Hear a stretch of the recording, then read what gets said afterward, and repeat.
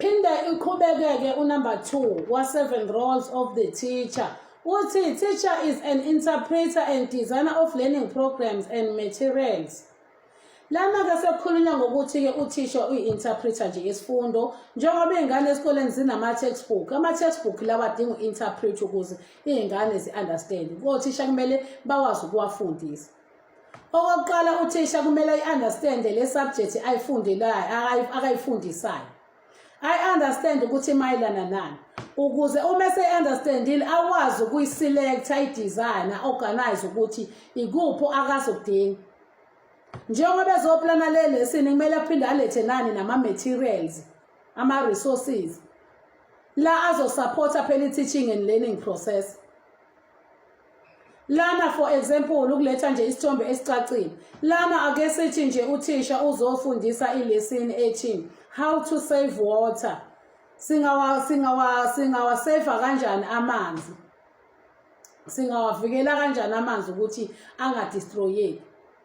Le lesson ngeke qhamuke esezothi how to save water, eqhamuke esezosave amanzi. Esingakatholi ukuthi amanzi abantu bawadestroya kanjani.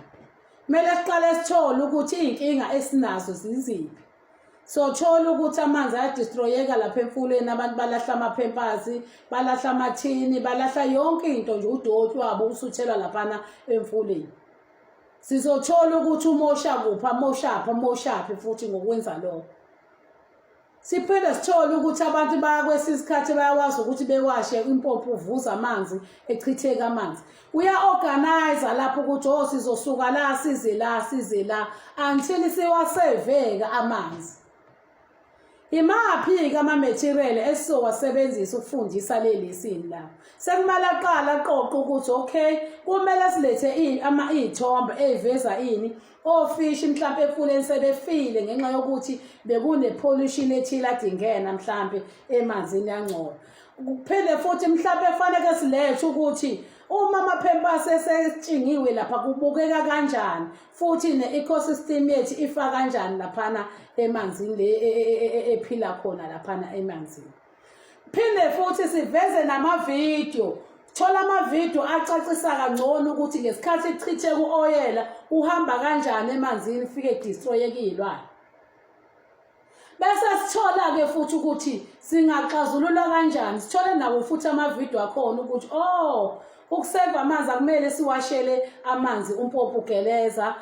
Kumele sikhe uthathe indishi siwakhele khona. Sesiboniswa ngamavidiyo nangey'thombe esebeka indishi ethela amanzi. Akasekho amanzi achithekayo.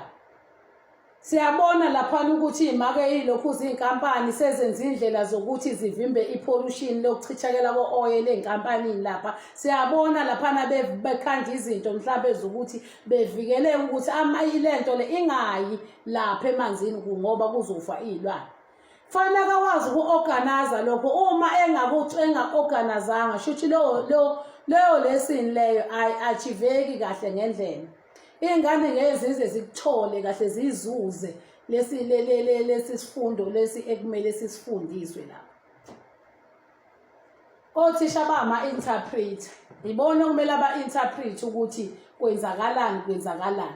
Belethe ne-material ezokhombisa ngqo leyo nto leyo ukuthi njengoba yenzeka kanje nakho ikuphi nina enikwaziyo ngoba ngesikhathi uletha ama-material iy'ngane la yiphefoma khona kakhulu ziyaparticipate kakhulu ngoba ubakhombisa izinto abazaziyo.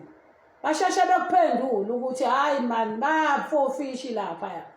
Umbuzo ukuthi babulawe yini kuchitheka u-oyela laphana. Bayibonela ividiyo kuchitheka u-oyela bayabulala ofishi. Bazokutshela nabo kuchitheka u-oyela bangena othisha ofishi baxhileka baba.